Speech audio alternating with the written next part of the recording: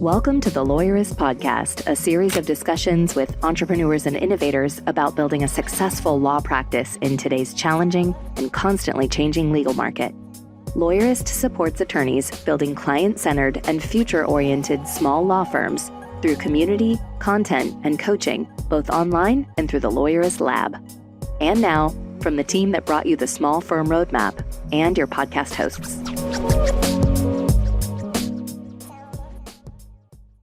Hey everyone, I'm Mark with Spotlight Branding. We're a content marketing agency primarily for law firms. I've been running this company for a little over a decade, and I'm excited to talk to all of you today about how to build a marketing plan that actually works.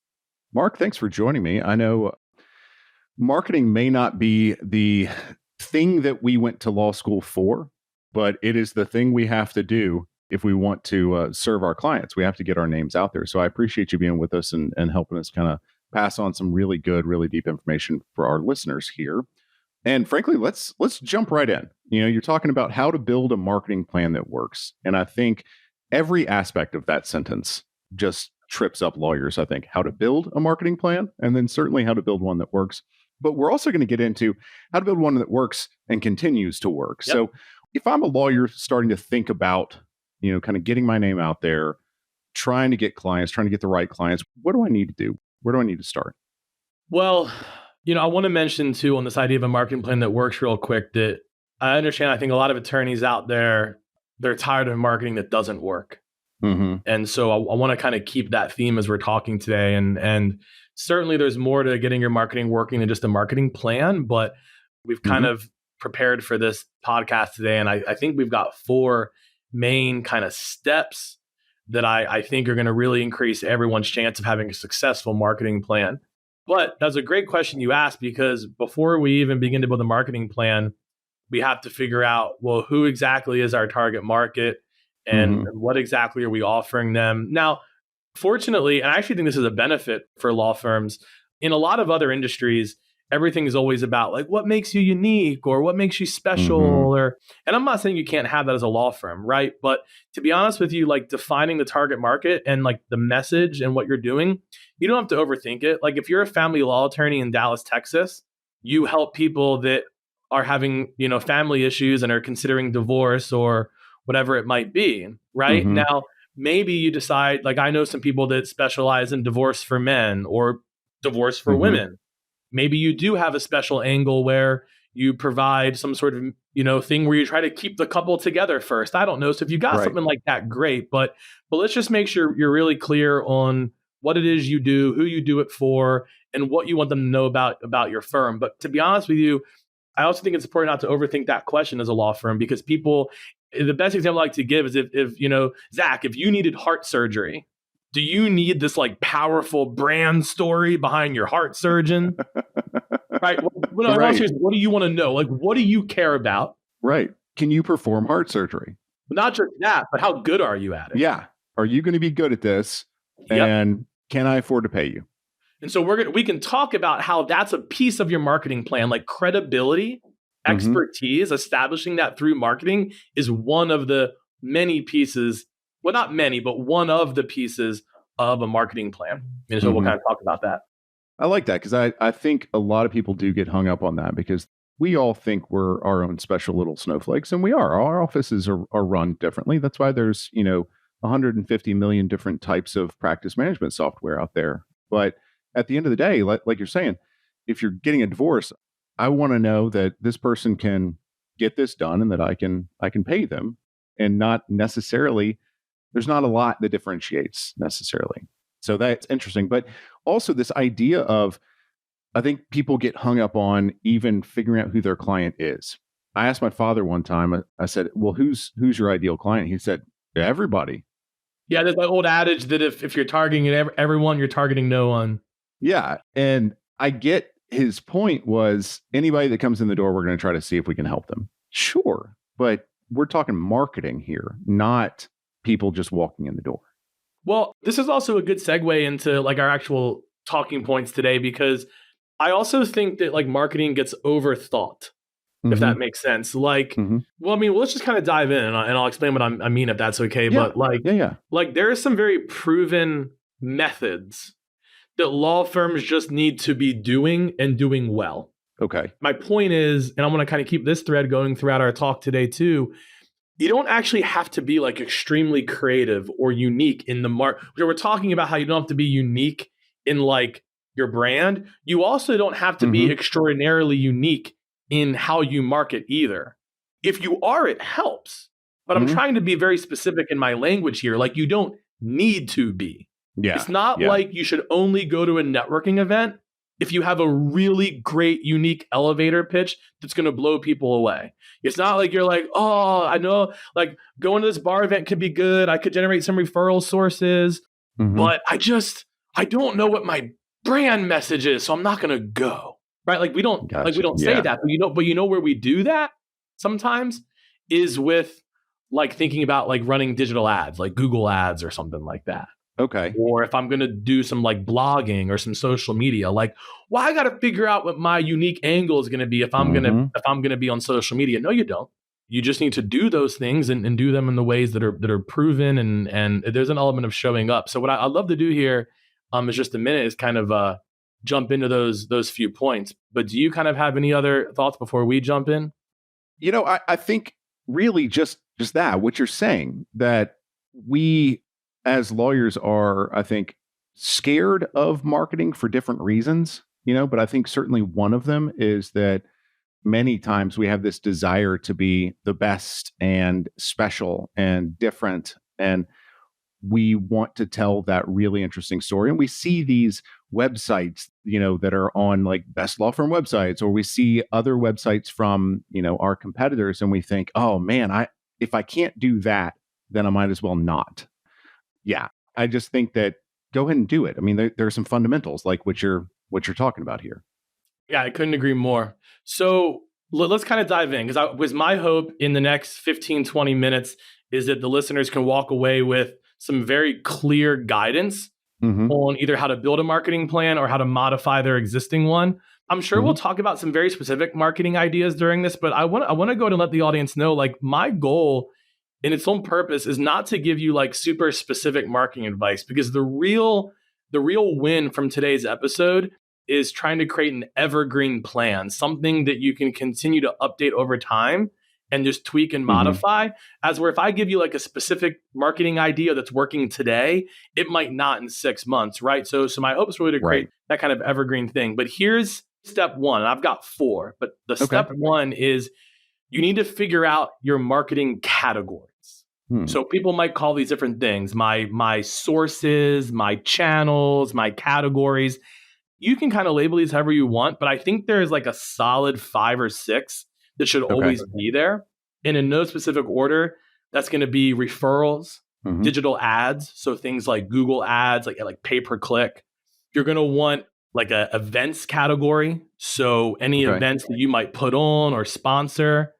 And then I think networking for a law firm should be its own category. Some might put that in events, but you might decide that events is like me speaking or sponsoring or putting on an event, as where networking is, it's like the bar associations I'm part of or the networking events I go to trade business cards. So I could see those being 2 separate categories.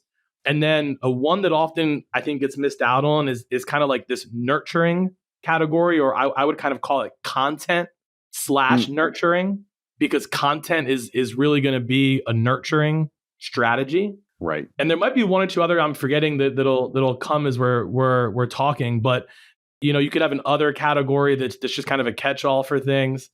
But here's why it's really important to come up with these categories. And then I want to hear if you're thinking of any that I missed or what you think. But number 1, you want to be able to, over time, diversify your marketing.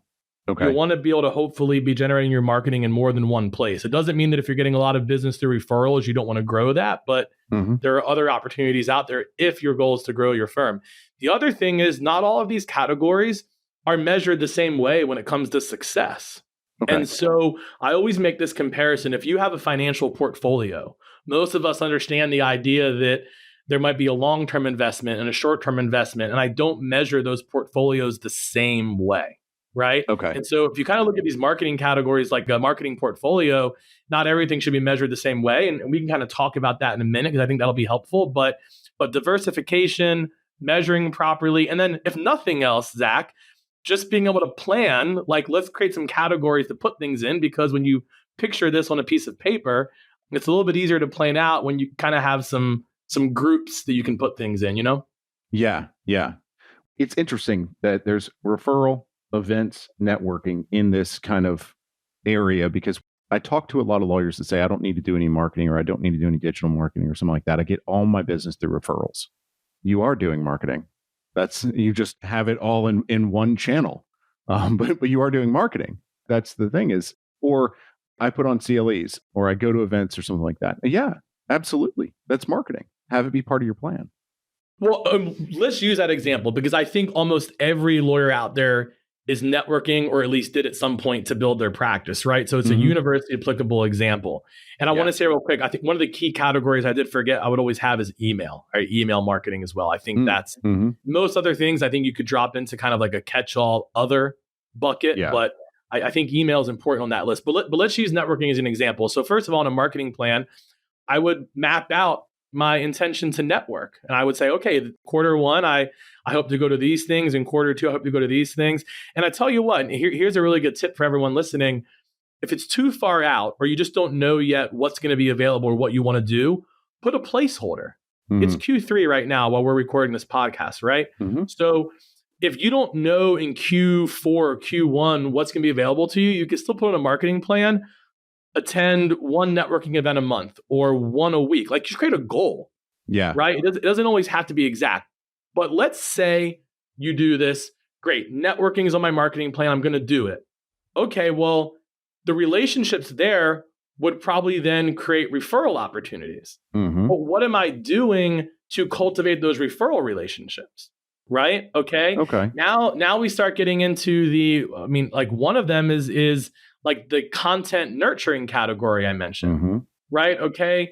Putting out blogs, putting out social media, putting out an email newsletter, which you could put under email if you wanted to, because the other thing, and this might drive people nuts if they're OCD, but let me preface this with I'm OCD too. But here's the good news.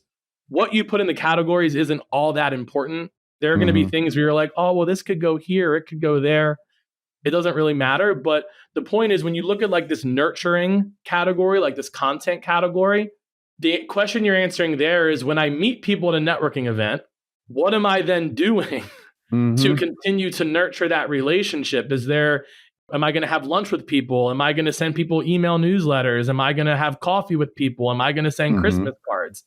And if you want to do Christmas cards and you want to have a category called print marketing, do that. If you want to put Christmas cards in your referral category because you feel like that's about generating referrals, do that, right? So I just think that organization is helpful. But the point is, when you look at these categories, you go, okay, like when I go networking, I'm probably trying to surface strategic relationships. That's my ROI, not how much money I made from networking.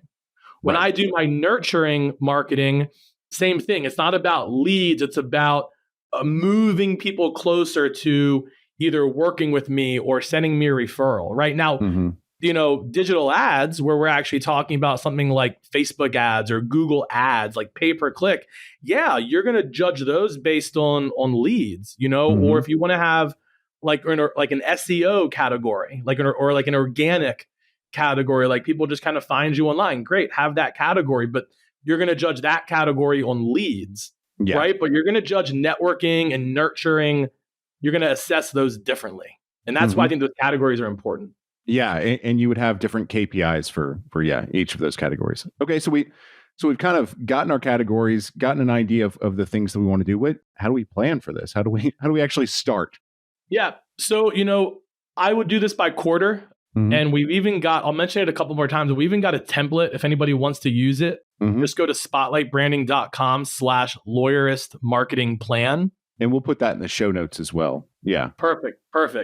We got a little template people can use and fill out. It's going to have some of these categories on it, I think, as well as some like blank space to fill it in.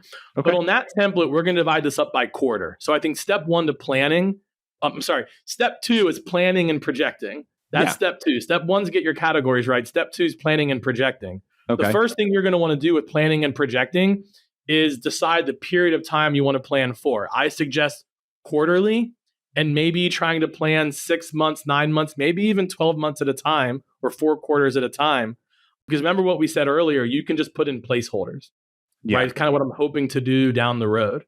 But you just start filling it in. And so if your listeners can kind of visualize this, imagine a chart, right? At the top of that chart, you have columns that are Q1, Q2, Q3, Q4. And on the side, you have rows that are just your categories. So all you're doing is you're just writing in the things you're hoping to do. Okay, I hope to go to these networking events. I hope to start doing Google Ads maybe 3 quarters from now because I know I can't afford it yet, but I want to have it on my marketing plan, and you just start putting stuff in. I hope to write a blog once a week or once a month. I hope to send out an email newsletter once a month. I hope to post on social media daily. Just put that in the plan. Maybe in quarter 3, I hope to launch the TikTok account, for my law firm. But there's really no rules to what you put in there. But what's the age-old adage, Zack? Failing to plan is planning to fail. Yes. Yeah. So just put stuff in, Well, so specifically, this isn't your content marketing calendar. You don't have to have everything in pen and shaded really nicely and, very, very specific. But it's, what do you want to do? What kind of marketing do you want to do? I don't want to say it's a 30,000 foot view, but it sounds like a, couple 100-foot view. Yeah. Because you can also get more sophisticated, right? Like if you want to do this monthly, you could do that. If you want to start getting real specific, you can. But if nothing else, like starting simple, just being like, all right, these are the things I want to do this quarter. Like if you know dates for things, great. You could put in dates, and you could do this monthly if you wanted to. But the other thing you're going to do, it's not just plan, but you're going to want to project. And there's really 2 things you're going to want to project. The first one is the cost.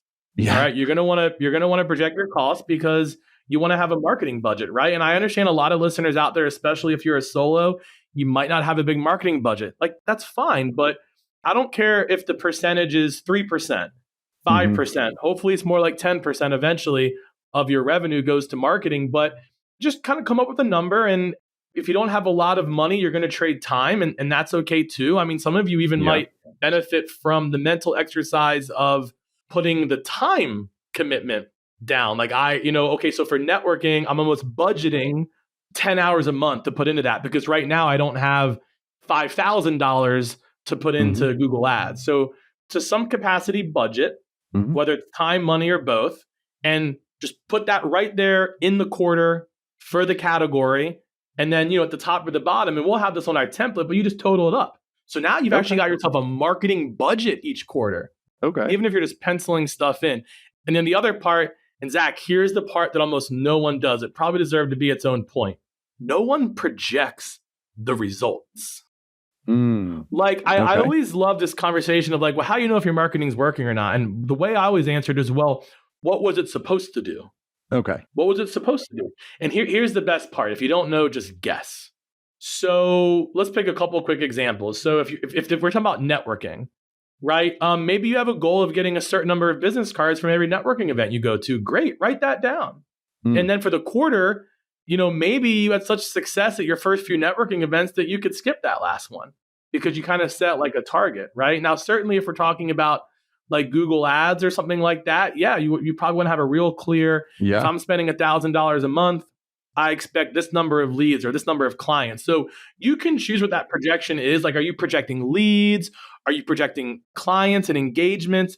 But again, for some categories like your nurturing or your content, you're not going to really project leads from that because that stuff's not generating leads, right? It's more helping you stay in touch with your network. But referrals is a good one. Like how many, here are your referral activities, but how many referrals are you hoping to generate, right? So even if you're guessing, just write down what you hope that marketing accomplishes because, and we'll I don't want to jump ahead too much, but we'll talk about it in a second. But the reason that's really key is number one, to make sure you have enough marketing in place. Like, how do I know if I have enough marketing? Well, write it down and guess what you think is going to happen. But the second thing is when you're monitoring that marketing, your projections are one of the ways you kind of know if it's working or not. And if it's not working, maybe it means your projections were just off, and that's fine. You can adjust your projections, but maybe your projections were good. And at least now when you say to yourself, why isn't my marketing working? You know what's not working. Like you actually know what the contributor is to the problem. instead of just knowing that overall it's not working, right? Mm-hmm. Well, and I think more commonly, I hope more commonly, I guess, is that you're getting clients, you're getting enough clients, but are you spending too much money to get those clients? Like, you're getting clients, you're spending less money than they're bringing in. Sure, great, awesome. But if we're actually planning and projecting, and then kind of this next step, again, I won't get to it, but if we're thinking about those things, then we can say, okay, well, this isn't not working, but this is working better. Yes. And you can reallocate time or money to those things. Mm-hmm. And look, I want to tell people, I mean, I don't know if I'm throwing Spotlight branding under the bus here or not, because we're a marketing agency, but the marketing we do for ourselves, you better believe that we're guessing sometimes at the result if it's something we haven't done a lot of. Mm-hmm. If we're going to an event for the first time, all right, like we just went to the ABA Tech Show this past year. We'd never been before. Okay. It was always a very expensive conference to go to. Yeah, it is. It is. We had to guess how many leads we thought we were going to get, how many clients we thought. No, we had some facts like what the attendance was going to be and things like that, but we just guessed. And that's okay because what I tell my team is it's not about whether or not you get your guesses right. It's just about the exercise of being like, I think this is what this is going to do. And then you can look back and say, okay, is it doing that or not? And then you can adjust either your projections or you can potentially adjust the actual marketing you're doing and doing other things, and that really leads us to step 3, which is monitor and optimize. So now that you've planned your marketing and projected it, now you can monitor and optimize. And all you need to do this is a really simple marketing check-in. You could do this once a week, twice a month.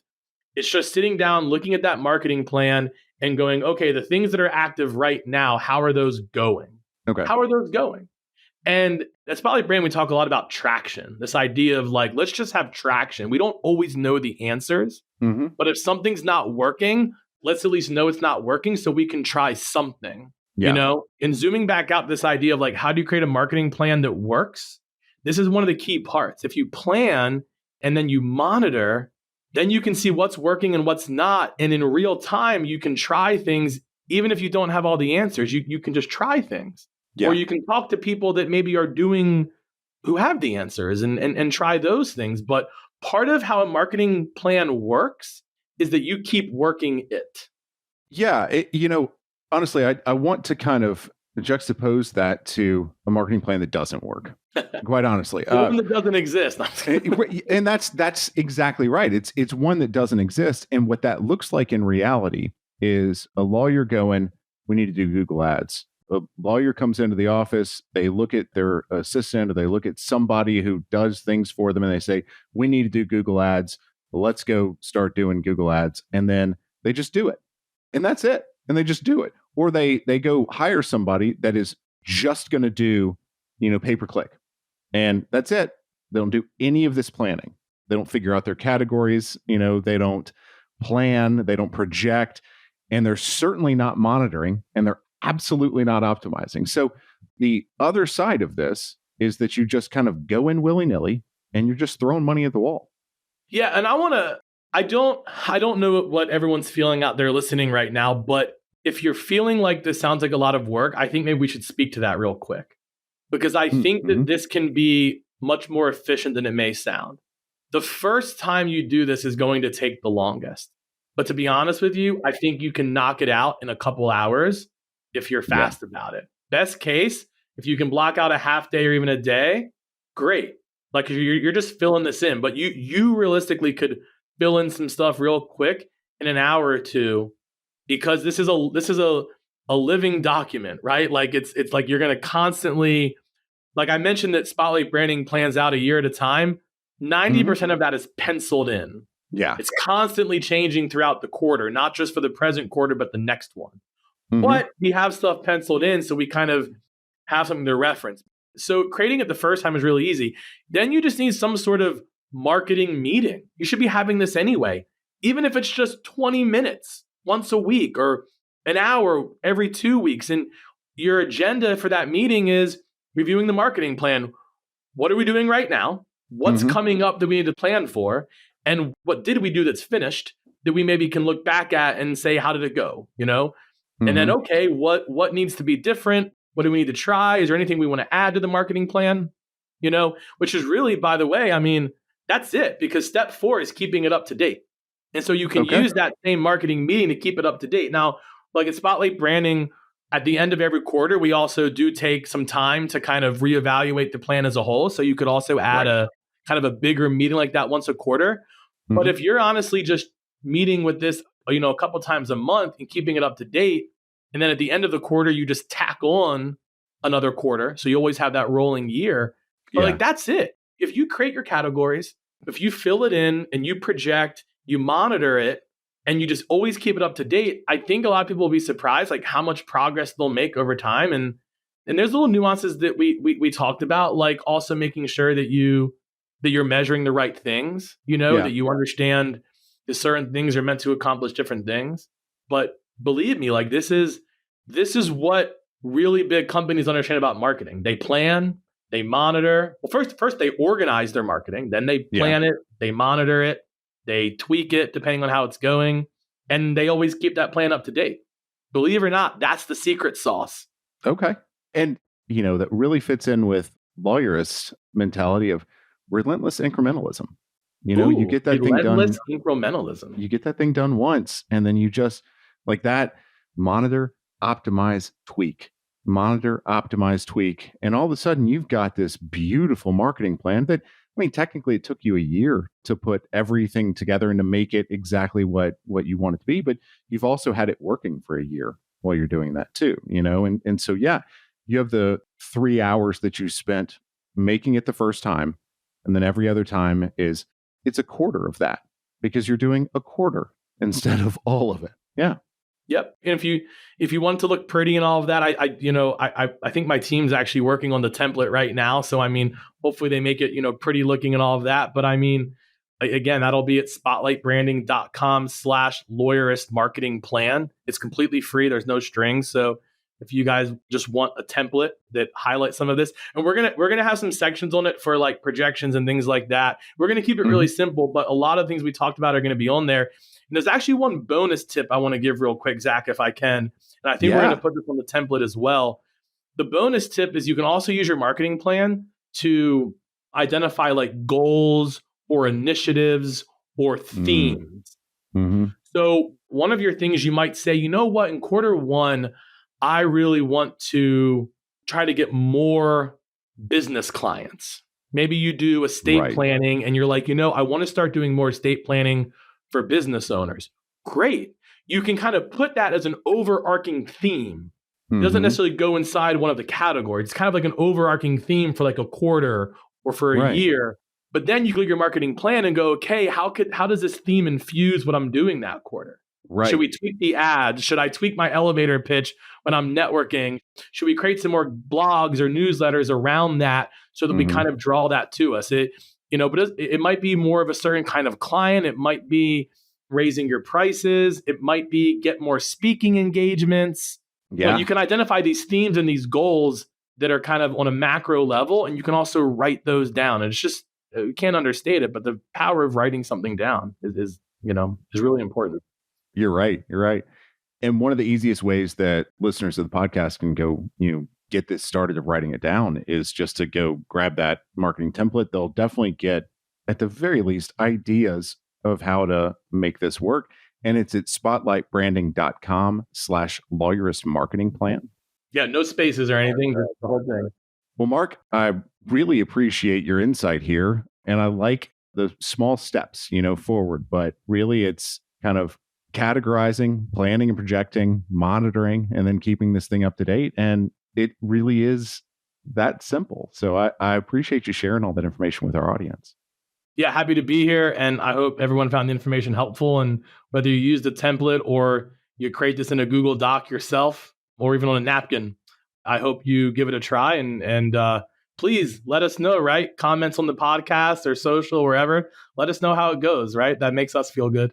Absolutely. Well, and I want to do one last small plug for spotlightbranding.com just in general, because you guys have a lot of educational material on the website. So if people just want to go and learn more, they can always go just to spotlightbranding.com and get a lot of really good information there. So Marc, again, thank you for being with me. I always appreciate it. All right, thanks. And if I can mention real quick, actually, if you go to spotlightbranding.com/insider, That's where all of our free resources, DIY, workshops, nothing to do with being a marketing agency, everything to do with free resources, infographics, everything. So that's our insider website. So you can also get to it from the homepage, but I appreciate that plug, Zack. Thanks so much. Fantastic. Absolutely. All right, Mark. Thank you. We'll see you next time. The Lawyerist podcast is edited by Brittany Felix. Are you ready to implement the ideas we discuss here into your practice? Wondering what to do next? Here are your first 2 steps. First, if you haven't read the Small Firm Roadmap yet, grab the first chapter for free at Lawyerist.com/book. Looking for help beyond the book? Let's chat about whether our coaching communities are right for you. Head to Lawyerist.com/community/lab to schedule a 10-minute call with our team to learn more. The views expressed by the participants are their own and are not endorsed by Legal Talk Network. Nothing said in this podcast is legal advice for you.